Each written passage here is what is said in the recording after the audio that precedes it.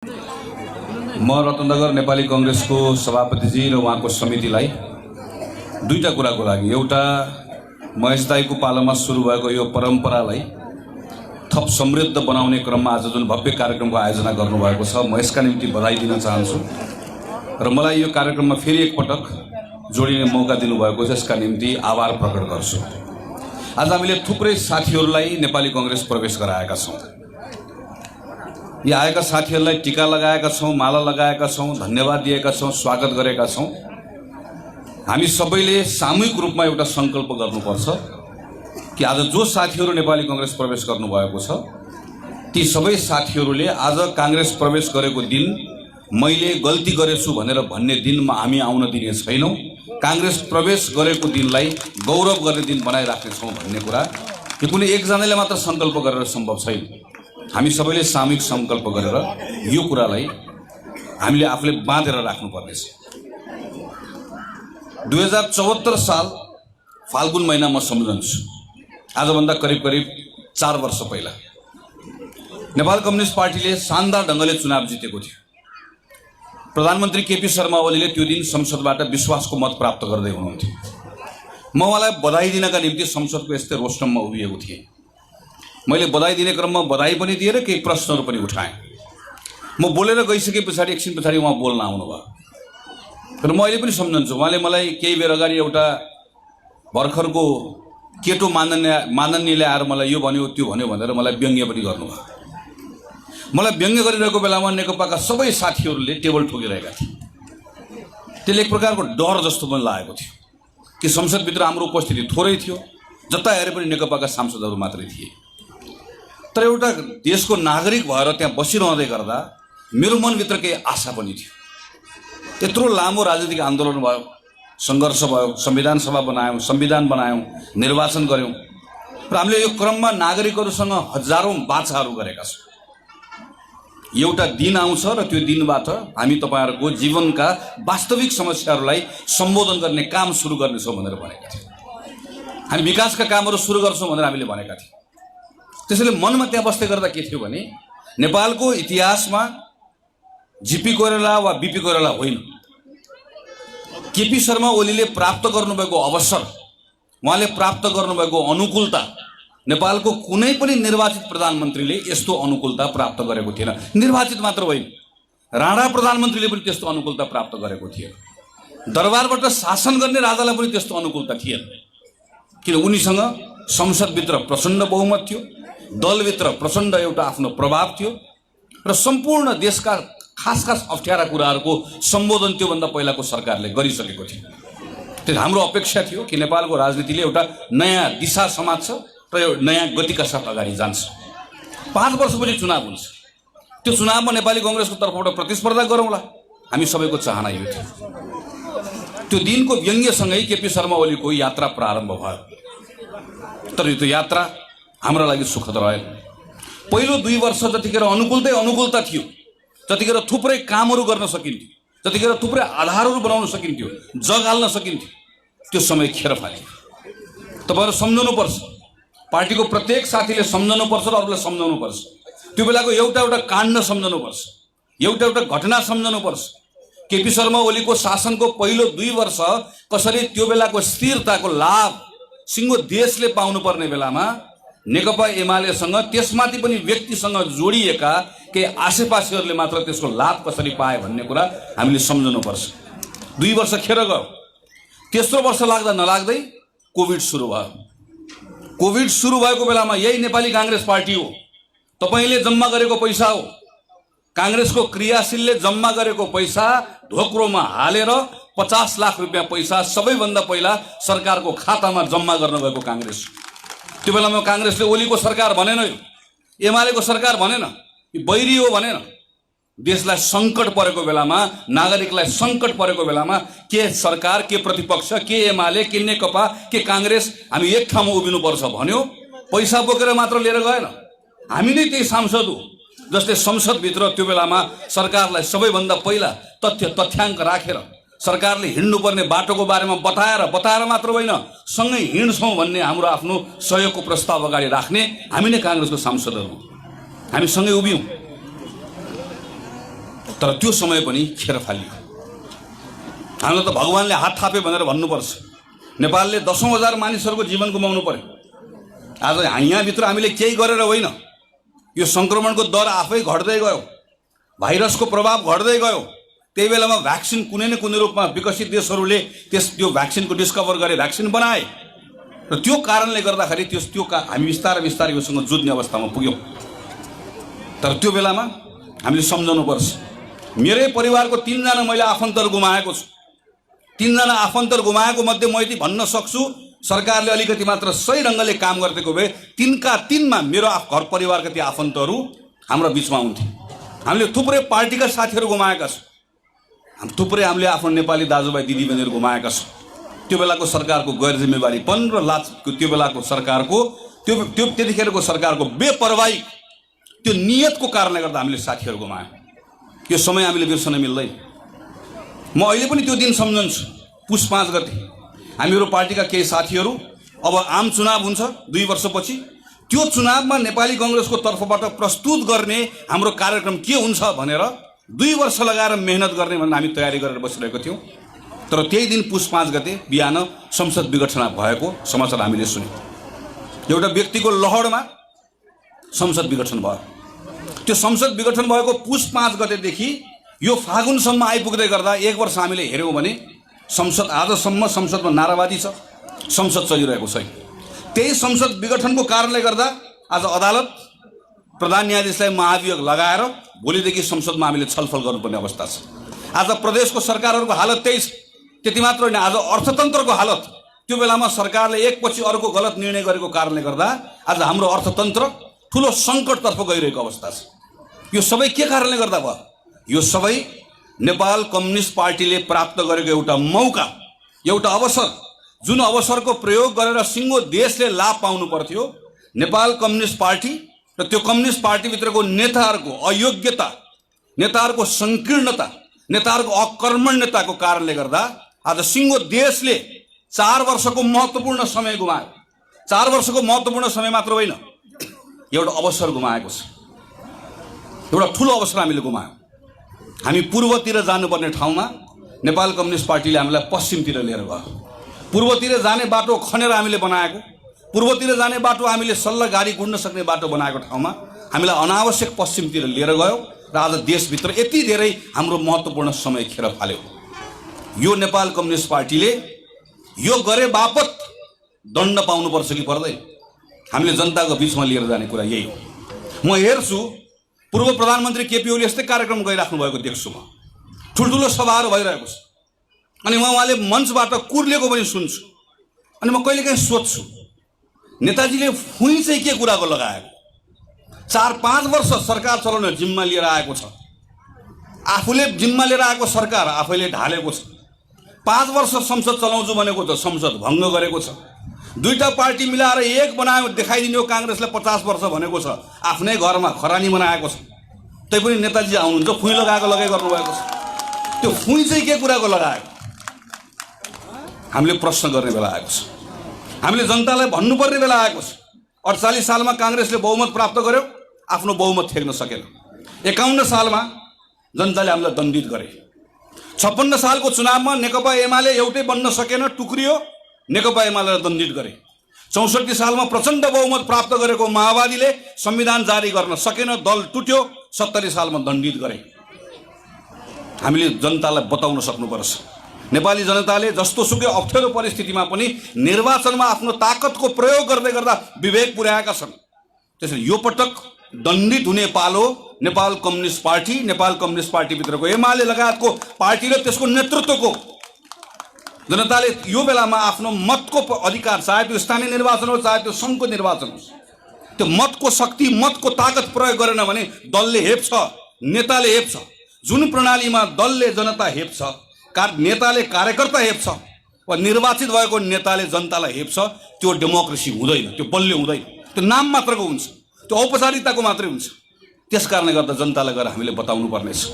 गिरिजाप्रसाद कोइरालाले 64 सालमा जतिखेर संविधान सभाको निर्वाचन गराउनु भयो, निर्वाचन लड्ने साथीहरू यही हुनुहुन्छ, चितवन तपाईँहरूलाई थाहा छ। त्यो बेलामा नेपाल कम्युनिस्ट पार्टी माओवादीले सबै सिट यहाँबाट जितेर गएको, त्यो बेलामा निर्वाचनको हालत के थियो, त्यो बेलामा उम्मेदवारको हालत के थियो, त्यो बेलामा हाम्रो कतिजना साथीले मत हाल्न पाउनु भयो, तर पनि त्यो बेलामा निर्वाचन गराएको हामीले हार्छौँ भन्ने थाहा पाउँदै निर्वाचन गराएको। किनकि माओवादीलाई युद्धबाट बाहिर ल्याइसके पछाडि देशप्रतिको हाम्रो जिम्मेवारी त्यो युद्धबाट बाहिर ल्याएको माओवादीलाई युद्धमा फर्केर नदिने, शान्ति प्रक्रियालाई अगाडि बढाउने हाम्रो जिम्मेवारी थियो। 70 सालमा सुशील कोइरालाको नेतृत्वमा संविधान सभाभित्र रहँदै गर्दा अघिल्लो पटकको संविधान असफल भइसकेपछि एमालेलाई मिलाएको।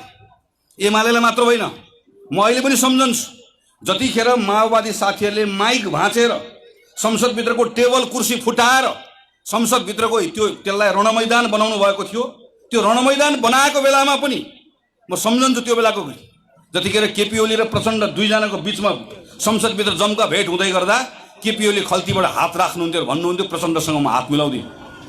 त्यस्तो भनेको बेलामा पनि माओवादी पार्टीसँग गएर उनीहरूलाई पनि संवाद गरेर माओवादी पार्टीलाई पनि ल्याएर उनीहरूलाई पनि सँगसँगै राखेर संविधान निर्माण गर्ने काम हामीले सम्पन्न गरेको। शेरबहादुर देउवाले निर्वाचन गराउने बेलामा मधेसका पार्टीहरू निर्वाचनमा भाग लिन्न भनेर बाहिर सडकमा थिए, मधेसमा गोली चलिरहेको थियो। त्यो बेलामा मधेसको पार्टीलाई पनि फकाएर फुलाएर सम्झाएर स्थानीय चुनावमा भाग दिने बनाएर संविधान संशोधन गर्ने कुरामा सँगै ल्याएर जोडेर निर्वाचन गराएर निर्वाचन हारेको हामी, संविधान बनाएर निर्वाचन हारेको, हार्न तयार भएको, तर मधेसको दललाई पनि मिलाउनु पर्छ भने ल्याएको। काङ्ग्रेसले आफ्नो राष्ट्रिय जिम्मेवारी पुरा गरेको। यो पटक पनि नेपाल कम्युनिस्ट पार्टीले आफ्नै घरमा आगो लगायो। एक थरी कम्युनिस्ट पार्टीले आफ्नै घरमा आगो लगाएर जम्मा भएको खरानी दलेर बसेका छन्। अर्को थरी घर छोडेर आएर हामी यहाँ छौँ भन्दै सडकमा घुमिरहेको बेलामा केही काङ्ग्रेसलाई फेरि आएर चलाइदिनु पर्यो, सम्हालिदिनु पर्यो भनिसके पछाडि नेपाली कङ्ग्रेसले अहिले सरकार चलाउन गएको। हामीलाई परमादेशी सरकार, हामीलाई अदालतबाट आएको सरकार होइन कमरेड। नेपाल कम्युनिस्ट पार्टीले सरकार चलाउन नजानेपछि तिमीले बनाएको घुवाङ टाल्न आएको सरकार हो, तिमीले पारेको प्वाल टाल्न आएको सरकार हो। हामी सरकार चलाउन कदाचित हाम्रो रहर पनि होइन, हामीले यो पटक सरकार चलाउने पनि होइन। यो सरकार केपी ओलीले, प्रचण्डले वा माधव नेपालले चलाइराख्नु पर्थ्यो र उनीहरूले नै निर्वाचन गराउनु पर्थ्यो। यो प्रदेशको सरकार पनि उनीहरूले नै चलाउने हो, जनताले त्यही जिम्मा दिएर पठाएको। तर त्यो सरकार चलाउने ल्याकत, हैसियत, योग्यता नराखिसके पछाडि काङ्ग्रेसले सरकार चलाउनु परेको। किन? हाम्रो लागि सरकार चलाउने कुरा महत्त्वपूर्ण होइन, हाम्रो लागि यो पद्धति जोगाउने कुरा महत्त्वपूर्ण थियो। 2015 सालमा बिपी कोइराला प्रधानमन्त्री हुनुहुन्थ्यो। राजा महेन्द्रले महत्त्वाकांक्षा नराखिदिएको भए आज 2080 सालको सेरोफेरोमा पुग्दै गर्दा 65 वर्षको संसदको इतिहास हुन्थ्यो, नेपालमा राज संस्था रहन्थ्यो, केही फरक पर्दैन थियो। जापानमा रहेको जस्तै, बेलायतमा रहेको जस्तै, नर्वेमा रहेको जस्तै, डेनमार्कमा रहेको जस्तै एउटा खोपीमा गएर बस्थ्यो। हामीसँग पनि एउटा संसदीय प्रजातन्त्रको यत्रो इतिहास मात्र होइन, हामीले विकासको एउटा नयाँ ठाउँमा नेपाललाई पुर्याइसकेका हुन्थ्यौँ। पद्धति राजाले खोज्दै गर्दाखेरि सिङ्गो देशले त्यसको मूल्य चुकाएको छ। 46 सालमा परिवर्तन भयो, केही गल्ती कमजोरी हामीले पनि गऱ्यौँ, तर हाम्रो गल्ती र कमजोरीलाई देखाएर नेपालको दरबार र तरबार चलाउने माओवादीहरू एक ठाउँमा आएर तिनको सालनान मिसेर त्यो 46 सालको परिवर्तन पछाडि आएको संविधान र संवैधानिक व्यवस्थामाथि कुठाराघात गर्दाखेरि फेरि अर्को 10, 20, 30 वर्ष हामीले खेर फाल्नु पर्यो। हामी चाहन्छौँ यो पटक यो संविधान हामीले बनाएको संविधानमा सयौं कमजोरी होलान्, समयसँग त्यसलाई सच्याउँदै पनि जालौँ। विषय संविधानको होइन, संविधानमा के लेख्यो भन्ने कुराको होइन, मुख्य विषय भनेको हामी यो पद्धतिलाई जोगाउने कि नजोगाउने, यो प्रणालीलाई नजोगाउने हो भने फेरि अर्को एउटा सङ्घर्ष गर्ने। नेपालको नियति नै के रहने भयो भने एकपटक एउटा आन्दोलन गर्ने, त्यसबाट एउटा व्यवस्था ल्याउने, त्यो व्यवस्था चलाउन नजान्ने, अनि त्यो व्यवस्था चलाउन नजानेपछि त्यो व्यवस्थाका कुनै न कुनै रूपमा फेरि सडकमा आउने, अनि सडकमा आएर अर्को 10 वर्ष फेरि खेर फाल्ने। यो नियति नेपालले सधैँभरि बेहोरे राख्न सक्दैन। त्यस कारणले गर्दा काङ्ग्रेस यो पद्धति जोगाउन चाहन्छ। त्यसैले आज जिम्मा लिएर आएको छ। अब हामी निर्वाचन गराउँछौँ। वैशाख 30 गते निर्वाचन गराउने हाम्रो जिम्मा हो, हामी यो निर्वाचन गराउँछौँ। मङ्सिरमा सङ्घको निर्वाचन गराउने हाम्रो जिम्मा हो, त्यो सङ्घको निर्वाचन हामी गराउँछौँ। सङ्घको निर्वाचनमा जाने बेलासम्म संसद नेकपा एमाले चल्न दिएन भने त्यसको हिसाब किताब फरक ढङ्गले गर्छौँ, सोध्छौँ। तर हामी आफ्नो राष्ट्रिय जिम्मेवारी र संवैधानिक जिम्मेवारीबाट एक ठाउँमा पनि च्युत हुन्न। अदालत चलेन, प्रधान न्यायाधीशलाई भन्यो, मान्नु भएन, महाभियोग लगाएर अदालत चल्ने बनाएका छौँ।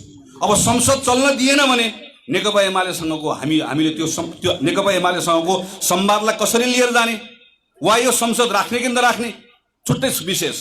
तर जताबाट भए पनि हामी संविधानभन्दा तलमाथि देशलाई जान दिन्नौँ। हामीले जिम्मा लिएर आएका छौँ। अब हाम्रो अहिलेको ध्यान, सम्पूर्ण ध्यान हामी स्थानीय निर्वाचन वैशाख 30 मा गर्छौँ। कोही साथी नलमा लिनुहोस्, यो निर्वाचनलाई सफल बनाउने काङ्ग्रेसको पहिलो जिम्मेवारी हो। हामी हार्छौँ जित्छौँ त्यसपछिको प्रश्न हो। हामी पहिलो काम निर्वाचन गराउँछौँ, सफलतापूर्वक गराउँछौँ। दोस्रो काम बल्ल त्यसपछि यो निर्वाचन जित्न चाहन्छौँ। यो निर्वाचन जित्ने क्रममा यो स्थानीय निर्वाचन हो। स्थानीय निर्वाचनमा सबैभन्दा बढी महत्त्व स्थानीय सङ्गठनको नै रहन्छ। तपाईँहरूको भर्खर जिल्ला कार्य समिति आएको छ, क्षेत्रीय समिति आएको छ, नगर समिति आएको छ, वडा समितिहरू छ। तपाईँहरूले कति बढी काम गर्नुहुन्छ, कति बढी सङ्गठनलाई क्रियाशील बनाउनुहुन्छ, तपाईँ कति बढी जनतासँग जोडिनुहुन्छ। निर्वाचनको परिणाम धेरै हदसम्म त्यहीसँग जोडिन्छ। स्थानीय निर्वाचनका स्थानीय मुद्दाहरू छन्। कहीँ हामी वडामा चुनाव जितेका छौँ, कहीँ हामी वडामा चुनाव हारेका छौँ। तपाईँहरूको रत्नगरमा हामीहरू निर्वाचन हारेका छौँ। अब 5 वर्ष रत्नगरमा निर्वाचन पराजित भएर प्रतिपक्षमा बस्दै गर्दा त्यो प्रतिपक्षको ठाउँबाट आँखाबाट देखिएका विषयहरू र अर्को 5 वर्ष अब काङ्ग्रेसले मौका पाउँदै गर्दा हामीले गर्ने कामहरूको फेरिस्त तयार गरेर जनताको बिचमा लिएर जाने अब हाम्रो काम हो। यो हाम्रो यहाँको सङ्गठनले गर्नुपर्छ। त्यो सँगसँगै जोडिएर राष्ट्रिय मुद्दाहरू आउँछ। राष्ट्रिय मुद्दाका सन्दर्भमा एउटा विषय मैले अघि चर्चा गरिसकेँ। जनताको बिचमा नेपाली कङ्ग्रेसको कोही साथी पनि लघुतावासले ग्रस्त हुनु पर्दैन। छाती फराकिलो बनाएर, शिर ठाडो बनाएर जनताको बिचमा जाने हो र भन्ने हो 5 वर्ष जिम्मा लिएको नेपाल कम्युनिस्ट पार्टीले नसक्दै गर्दा फेरि घुमिफिरिकन काङ्ग्रेसकै घरमा जानु परेको छ। त्यही कुरा लिएर जनताको बिचमा जाने हो। र दोस्रो मुद्दा यो पटक हामीले जनताको बिचमा लिएर जाने अर्को मुद्दा पनि छ। नेपाली जनतालाई अब हामीले भन्नुपर्छ, नेपाली जनताले नेपालको राजनीतिमा कुन प्रवृत्तिलाई स्थापित गर्न खोजेको। 64-65 सालतिर हो जस्तो लाग्छ मलाई। जतिखेर प्रधानमन्त्री प्रचण्ड हुनुहुन्थ्यो, जाजरकोटमा ठुलो हैजा आएको थियो। त्यो हैजा आएको बेलामा त्यो गाउँमा माओवादीकै राज भएको गाउँ थियो। माओवादी बाहेक कोही पनि थिएन, घर घरै माओवादी भएको गाउँ थियो। त्यो गाउँमा हैजाले सिनित्त पारिसके पछाडि एउटा बीबीसीको रिपोर्टरले त्यो गाउँको एउटा स्थानीय माओवादी नेतासँग अन्तर्वार्ता लिँदै गर्दा तपाईँको गाउँमा यत्रो हैजा किन लाग्यो भन्दा उनको उत्तर के थियो? जबसम्म अमेरिकी साम्राज्यवाद र भारतीय विस्तारवाद परास्त हुँदैन तबसम्म हाम्रो गाउँमा हैजा परास्त हुँदैन भन्ने। अनि मैले संसदमा उभिएर प्रचण्डलाई भनेको म सम्झन्छु, तपाईँले दूर सुदूर गाउँको जाजरकोटको एउटा मानिसलाई बोली दिनुभयो, ताकत दिनुभयो, उसलाई बोल्न सिकाउनु, उठ्न सिकाउनु भयो। अमेरिकी साम्राज्यवाद र भारत विस्तारवाद मुर्दाबाद भन्न सिकाउनु भयो। तपाईँले उत्तेजना सिकाउनु भयो। तपाईँले चेतना दिएको भए तपाईँको गाउँको माओवादी नेताले यसो भन्थ्यो होला कि हाम्रो गाउँमा पानी सफा नभएकोले, हाम्रो गाउँमा हामीले राम्रोसँग हात धुने बानी नबसालेको कारणले गर्दा हैजा आएको छ, हैजालाई हामी परास्त गर्छौँ, बरु हामीलाई खानेपानी सफा चाहियो भनेर भन्थ्यो होला। सफा खानेपानी मागेन उसले अमेरिकी साम्राज्यवाद र भारतीय विस्तारवादलाई परास्त गर्छु भनेर मागे। यो उत्तेजनाको राजनीति हो। प्रत्येक मान्छेभित्र डर हुन्छ, प्रत्येक मान्छेभित्र संशय हुन्छ, प्रत्येक मान्छेभित्र कहीँ न कहीँ कुनै न कुनै रूपमा कतै न कतै आक्रोश हुन्छ। तपाईँ यहीँ बस्नुभएको छ, तपाईँ यही काङ्ग्रेसको मञ्चमा म तपाईँको अगाडि उभिएर तपाईँभित्रको डर, तपाईँभित्रको संशय, तपाईँभित्रको निराशा, तपाईँभित्रको आक्रोश, तपाईँभित्रको कुण्ठा त्यसलाई थप उचालेर उकासेर तपाईँलाई उत्तेजित बनाएर त्यसबाट शक्ति आर्जन गरेर म शक्तिशाली भएर यहाँबाट फर्कन सक्छु। तर काङ्ग्रेसको चरित्र यो होइन, काङ्ग्रेसको प्रवृत्ति होइन। तर नेपालको राजनीतिमा यो प्रवृत्ति लगातार बलियो हुँदै आएको छ, यो प्रवृत्ति जित्दै आएको छ। यो प्रवृत्तिलाई अब यो पटकको चुनावमा जनताको बिचमा लिएर जानुपर्नेछ। एमसीसीको बारेमा देशभरि अहिले जे हल्ला भयो, जुन खालको अवस्था देखियो, सडकमा देखियो, गाउँमा देखियो, तपाईँले त्यो प्रश्नको सामना गरिराख्नु परेको छ। यो कुनै अलग विषय होइन, यो यही प्रवृत्तिको निरन्तरता हो। यो प्रवृत्तिलाई हामीले चिन्नुपर्छ। कुनै एउटा परियोजनाको विषय होइन, सिङ्गो प्रवृत्तिका बारेमा जनताको बिचमा हामीले लिएर जानुपर्नेछ। 2066 सालमा माधव नेपाल प्रधानमन्त्री हुनुभएको बेलामा यहीँको निर्वाचित भएको सांसद सुरेन्द्र पाण्डे अर्थमन्त्री हुँदाखेरि संयुक्त राज्य अमेरिकामा एमसीसीको मुख्यालयमा गएर यत्रो ठुलो अनुदान अरू देशलाई मात्र दिएर हुँदैन, हामीलाई पनि दिनुपर्छ भनेर माग्ने। अनि त्यसको लगत्तैपछि झलनाथ खनाल प्रधानमन्त्री हुँदै गर्दा भरतमोहन अधिकारीलाई अमेरिका पठाएर त्यहाँको मन्त्रीलाई भेटेर औपचारिक रूपमा नेपाललाई एमसीसी अनुदान देऊ भनेर त्यहाँ गएर निवेदन दिने।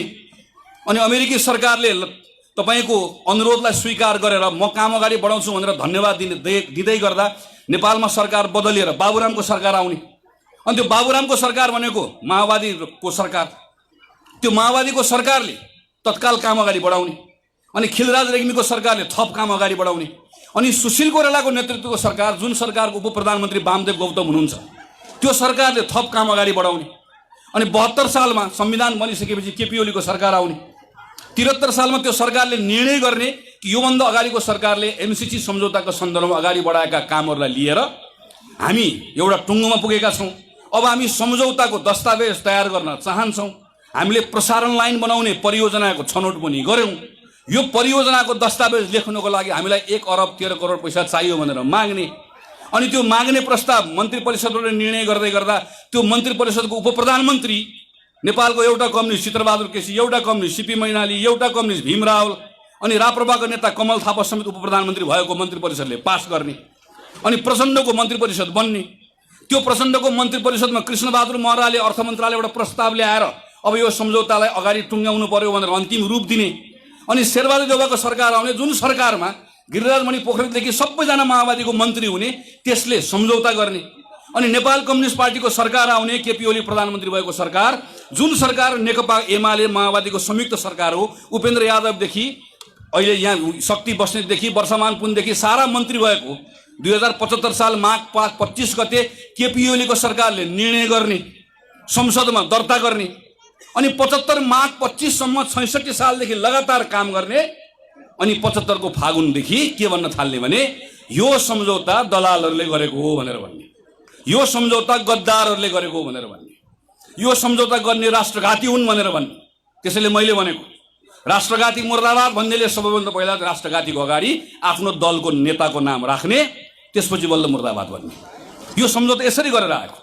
तर आज कुनै पनि नेपाल कम्युनिस्ट पार्टीसँग यो सम्झौतासँग जोडिएको नेताले आएर आफ्नो कार्यकर्ताको बीचमा आएर मैले सुनेको कुरा गलत हो भनेन, अमेरिकी सेना नेपाल आउँछ भनेर हल्ला गरियो, अमेरिकी कानुन नेपालले मान्नुपर्छ भनेर भनियो, जबकि नेपालले गर्ने प्रत्येक सम्झौतामा चाहे जापानसँग गरोस्, चीनसँग गरोस्, भारतसँग गरोस्, अहिले पनि गरिरहेको छ, एयरपोर्ट बनाइरहेको छ, जापानसँग लिएर टनल बनाइरहेको छ, भारतसँग लिएर हामी अहिले हुलाकी मार्ग बनाइरहेका छौँ। सबै सम्झौतामा लेखिने भाषा एउटै हुन्छ, जहाँ लेखिएको हुन्छ मैले दिएको पैसा तिमीले मेरो स्वार्थ विपरीत प्रयोग गर्न पाउँदैनौ, लेखेको त्यही हो। तर जनताको बिचमा आएर एउटा कुरा भनियो, गाउँमा जाँदै गर्दा त केसम्म भनिएको रहेछ भने यो सम्झौता गरिसकेपछि एमसीसीबाट अमेरिकनहरू गाउँमा आउँछन्, घर घरमा आउँछन् र हाम्रा चेलीबेटीले बलात्कार गरे भने पनि तिनीलाई सजाय लाग्दैन, गाडीले मान्छे खिच्यो भने सजाय हुँदैन। यो सम्झौता गरेर आउने पार्टीको मान्छे त्यही कुरा भन्छ, जबकि सम्झौतामा लेखेको कुरा उसलाई थाहा छ। यही पूर्व पश्चिम राजमार्ग बनाउँदै गर्दा बनाएको सम्झौतामा पनि त्यही कुरा लेखिएको, जापानको सँग गरेको सम्झौतामा त्यही कुरा लेखिएको। त्यो लेखिएको यति मात्रै हो कि कुनै पनि कूटनीतिज्ञलाई, चाहे नेपालको कूटनीतिज्ञ भारतमा होस्, अमेरिकामा होस्, चीनमा होस्, वा चीनको भारतको अमेरिका कूटनीतिज्ञ नेपालमा होस्, उनीहरूलाई छुट्टै कानुनको व्यवस्था भएको हुन्छ। यो संसारभरि छ, यहाँ पनि छ। उनलाई कानुन लाग्छ, उनलाई अन्तर्राष्ट्रिय कानुन लाग्छ भन्दैन।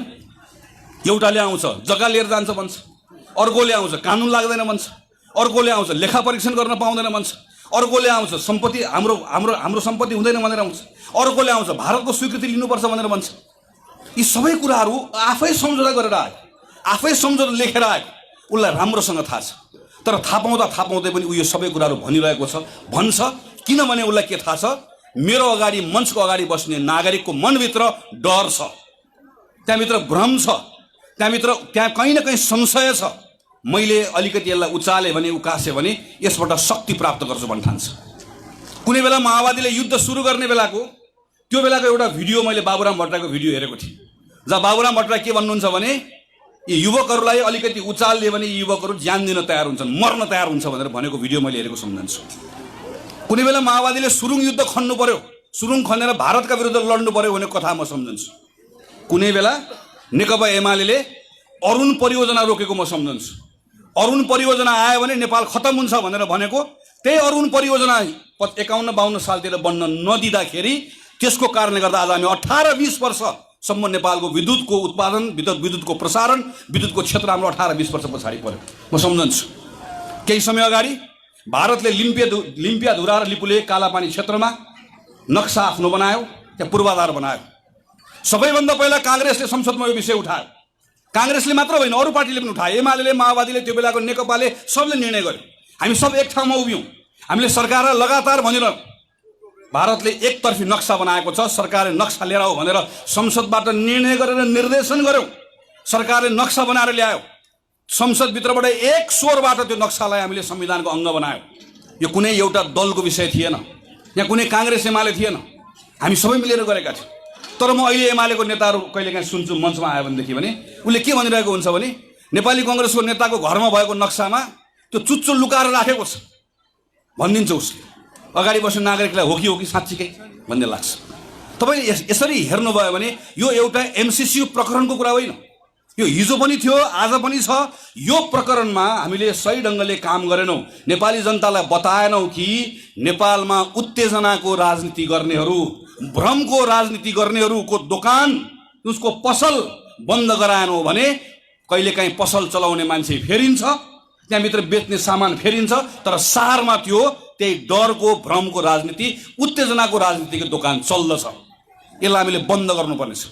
त्यसैले म आग्रह गर्न चाहन्छु पार्टीको साथीहरूलाई, तपाईँहरूका निम्ति हामीले सानो एउटा पुस्तिका बनाएका छौँ। पार्टीको जिल्ला समितिको साथीले तपाईँलाई ल्याएर दिनुहुन्छ, त्यो पुस्तिका तपाईँले पढ्नुपर्नेछ। एमसिसी परियोजनाको बारेमा होइन, त्यो परियोजनाको बारेमा छ, तर तपाईँले परियोजना बुझ्नुहोस् भन्ने कुरा होइन। तपाईँले नेपाली समाजमा फैलाएको भ्रम बुझ्नुपर्नेछ, जनताको बिचमा जानुपर्नेछ। कुनै एमालेको साथीले तपाईँसँग बढी बोल्न थाल्यो भने उसँग धेरै सवाल जवाफ गर्नु पर्दैन।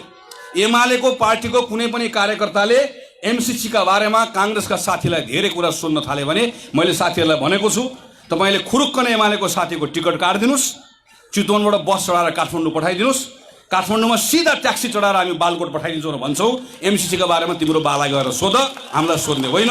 75 साल माघ 25 गते मन्त्री परिषदबाट निर्णय किन गरेको भनेर सोध्ने। माओवादीको कोही नेताले सोधे भने ठ्याक्क त्यही भन्ने हो, टिकट काट्ने, खुमलटार जाने, त्यहाँको बालाई भेट्ने र सोध्ने त्यो निर्णय गरेको दिन बारले भाङ खाएको हो कि नसा लागेको थियो कि तिथिमिति भन्ने, सुन्ने, सोध्ने। जवाफ उनले दिनुपर्छ, जवाफ केपी ओलीले दिनुपर्छ, माधव नेपालले दिनुपर्छ, प्रचण्डले दिनुपर्छ, झलनाथ खनालले दिनुपर्छ। जवाफ हामीले दिने होइनौँ। हामी त सरकारमा बस्दा पनि त्यही निर्णय गरेको, प्रतिपक्षमा बस्दा पनि त्यही निर्णय गरेको, किनकि काङ्ग्रेस प्रष्ट छ। काङ्ग्रेसले हिजो दुःखको बेलामा, पञ्चायतको बेलामा जतिखेर भारतमा बसेर हाम्रो नेताहरू सशस्त्र क्रान्ति गरिराख्नु भएको थियो, भारतले सिक्किम निलिसके पछाडि त्यो बेलामा नेपालको स्वाधीनतालाई खतरा होला भनेर आफ्नो ज्यान मुद्दा हुँदाहुँदै बिपी कोइराला नेपाल छिर्नु भएको राष्ट्रिय मेलमिलापको नारा लिएर, सुवर्ण शमशेरले भारतमा बसेर नेपालमा सशस्त्र सङ्घर्ष गरिरहेको बेलामा भारत र चीनको बिचमा युद्ध भइसके पछाडि त्यो युद्धको कहीँ न कहीँ छिटा नेपाललाई पर्ला भनेर बिपी कोइराला जेल परेको बेलामा आफ्नो सशस्त्र सङ्ग्रामलाई विश्राम दिनुभएको काङ्ग्रेसबाट आएका मानिसहरू हामी भारतसँग, चीनसँग, अमेरिकासँग, जापानसँग, हामी सबसँग समान सम्बन्ध राख्न चाहन्छौँ। हामी कुनै पनि देशको कसैको पक्षमा ढल्कन्नौँ, हामी कुनै देशको सैन्य गठबन्धनमा बस्दैनौँ, हाम्रो यो भूमि कुनै देशका विरुद्ध प्रयोग हुन दिँदैनौँ।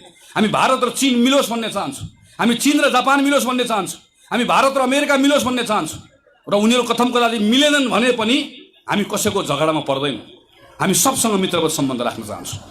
हामी चाहन्छौँ नेपालले कोहीसँग 1 रुपियाँ पैसा माग्न नपरोस्। हामी चाहन्छौँ हाम्रो केटाकेटीलाई कतार मलेसिया पठाउनु नपरोस्। हामी चाहन्छौँ कुनै आमाले कतारबाट आएको छोराको बाकसमा लागेको लास एयरपोर्टमा कुरेर बस्नु नपरोस्। हामी चाहन्छौँ हामीले बनाएको सामान बाहिर बेच्न सक्ने अवस्थामा नेपाल पुगोस्। हामी यो चाहँदै गर्दा हामीलाई यो पनि थाहा छ हाम्रो ढुकुटीको अवस्था के छ भन्ने कुरा हामीलाई थाहा छ। 16 खरबको बजेट यो वर्ष बनाउँदै गर्दा जम्मा 4 खरब रुपियाँ मात्रै विकासको लागि भनेर छुट्याउन सकिएको छ र त्यो 4 खरबमा पनि 4 खरब पैसा ऋण र अनुदान लिएर मात्रै बजेट बनाइएको छ। हामीसँग 1 रुपियाँ पनि आम्दानी गरेर विकास गर्न सक्ने आजको दिनमा अवस्था छैन। यस्तो बेलामा कि बाहिरबाट लगानी ल्याउनु पर्नेछ, कि बाहिरबाट ऋण ल्याउनु पर्नेछ। ऋण धेरै लियो भने श्रीलङ्काको जस्तो हालत हुन्छ भन्ने हामीलाई थाहा छ।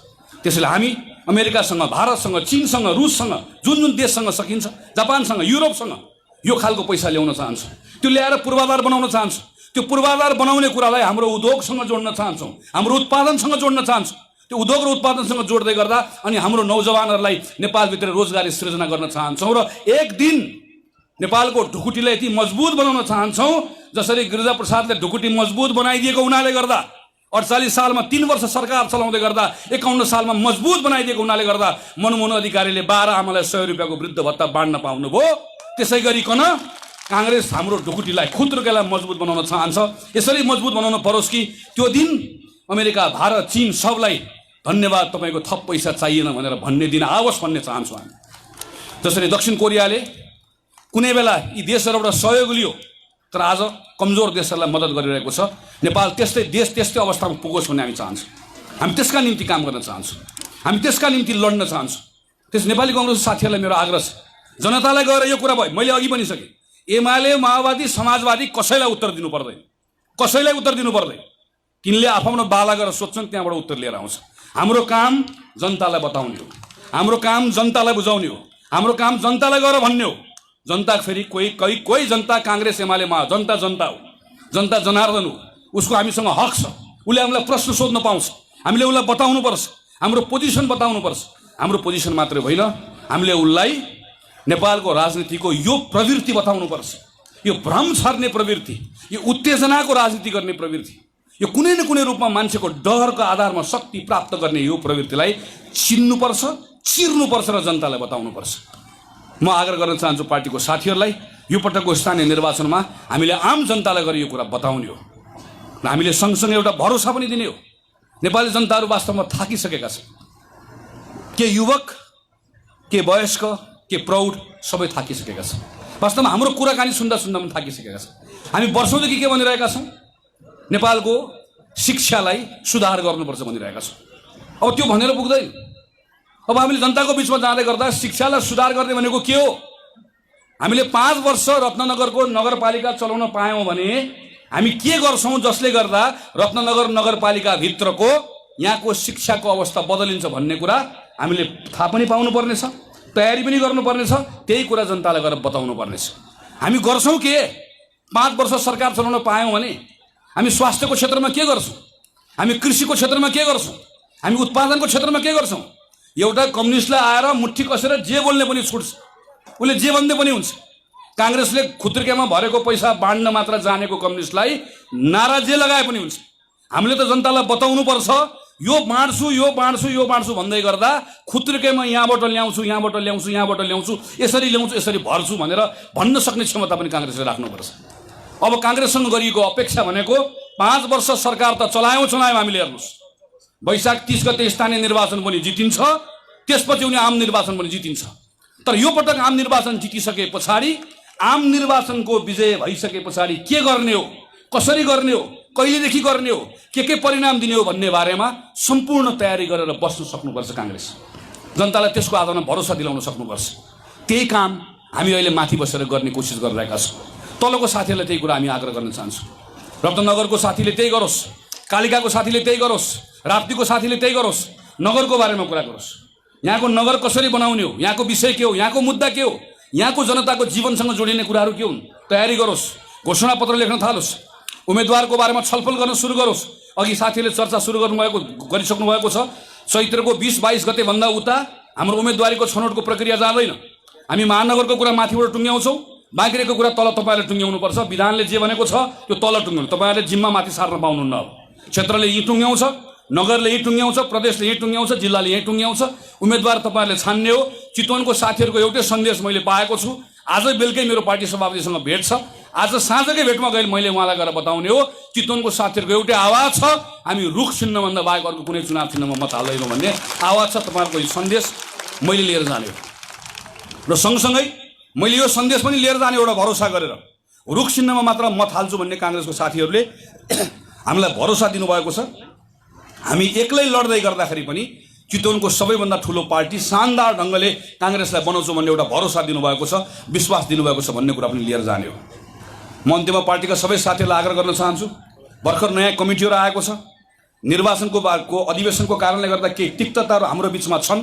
ती तिक्तताहरूलाई जो निर्वाचित भएर आएको छ, जसले जिम्मा पाएको छ, सबभन्दा बढी मेहनत उसैले गर्नुपर्छ। तर जो साथीले प्रतिस्पर्धामा भाग लिनुभएको छ, मेरो उहाँलाई अनुरोध छ, प्रतिस्पर्धामा भाग लिएको साथीहरूले त्यही प्रतिस्पर्धाको आधारमा, त्यो प्रतिस्पर्धाको जुन आधारमा आफूले भाग लिएको छ त्यसको नियमलाई मान्नुपर्छ। जसले जिम्मा पाएको छ उसलाई मद्दत गर्ने, जिम्मा पाएको साथीले लचक भएर अरू सबै साथीहरूलाई समेट्ने हो, त्यो समेटेर लिएर जानुहुन्छ भन्ने कुराको विश्वास राख्छु। हामी सबैभन्दा बढी यो पटक टोल समितिको मार्फतबाट काम गर्न चाहेका छौँ।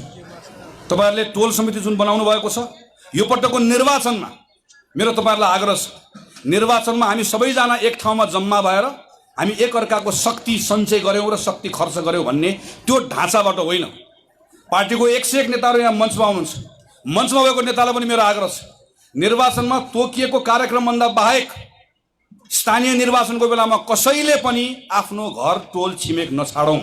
जो जुन टोलमा हो ऊ त्यही टोलमा बस्छ। टोल समितिको संयोजक बन्दिनका लागि म महासमिति सदस्यहरूलाई आग्रह गर्छु, महाधिवेशन प्रतिनिधिलाई आग्रह गर्छु। जो निर्वाचित भएको क्षेत्रीय प्रतिनिधि हुनुहुन्छ, निर्वाचित हुनुभएको क्षेत्रीय प्रतिनिधि जो माथि जानुभएको छैन, तपाईहरुले टोल कार्य समितिको जिम्मा लिदिनुस्। टोल समितिको संयोजक भएर त्यो टोलमा मात्र खड्दिनुस्, टोलमा मात्र ध्यान दिदिनुस्। हामी जो जहाँ छौँ त्यो आफ्नो टोलमा बस्यौँ, आफ्नै टोलमा हामीले कार्यक्रम बनायौँ, आफ्नै टोलमा समय दियौँ भने अघि नै चर्चा भएको जस्तो हामीलाई अघि नै क्षेत्रीय सभापतिले भन्नुभयो, न हामीलाई धन चाहिन्छ न हामीलाई धनवाला मान्छे चाहिन्छ। हामी निर्वाचनको जुन ढाँचाबाट निर्वाचन चलाइरहेका छौँ, हामीलाई चुनाव हाम्रो खर्चिलो हामी आफैले बनाएको, हामीले अरूलाई दोष दिएर हुँदैन। चुनावको अभियानको ढाँचा हामीले बदल्यौँ भने हाम्रो चुनाव आफै कम खर्चिलो हुन्छ, एकदमै कम खर्चिलो हुन्छ। चुनाव एकदमै कम खर्चिलो हुँदै गर्दा चुनावमा पार्टीको साथीहरूलाई हामीले राम्रोसँग छानेर पैसा नभएको धन नभएको साथीले पनि पार्टीभित्र काम गर्ने एउटा मौका पाउँछ।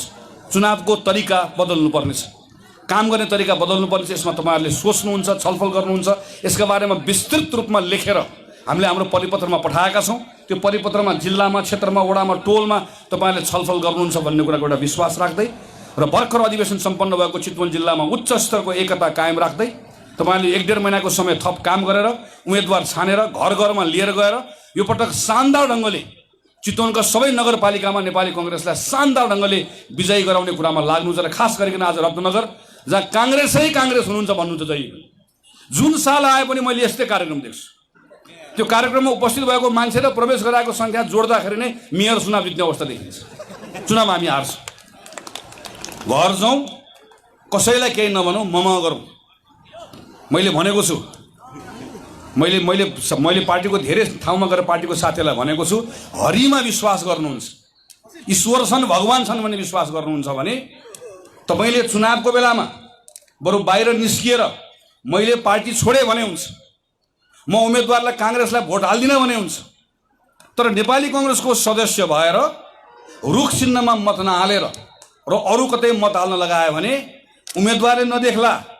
शेरबहादुर देउवासँग प्रचण्डसँग जस्तो भएको दूरबीन परबाट हेर्ने दूरबीन छैन, उनले पनि नदेख्लान्, राजेश्वर खनालले नदेख्लान्, तर हरिले देख्छन्, भगवानले देख्छ। भगवान मान्ने मान्छेले त्यो पाप हो, अन्तर्घात भनेको पाप। चुनावमा अर्को उम्मेदवारलाई भोट हाल्न पाइन्छ, म सूर्य चिन्हमा भोट हाल्छु भन्न पाइन्छ, हँसिया तडमा भोट हाल्छु भन्न, म पार्टी छोड्छु भन्न पनि पाइन्छ। तर कांग्रेसको सदस्य हो भनेर मञ्चमा आएर गजमज्ज परेर बस्ने, तल बस्ने, माथि बस्ने, तर भित्र लुकेर गएर अर्कोतिर भोट हाल्ने कुरा चाहिँ हरिले देख्छन्, पाप लाग्छ। यति कुरा ख्याल गरौँ। धन्यवाद। जय नेपाल।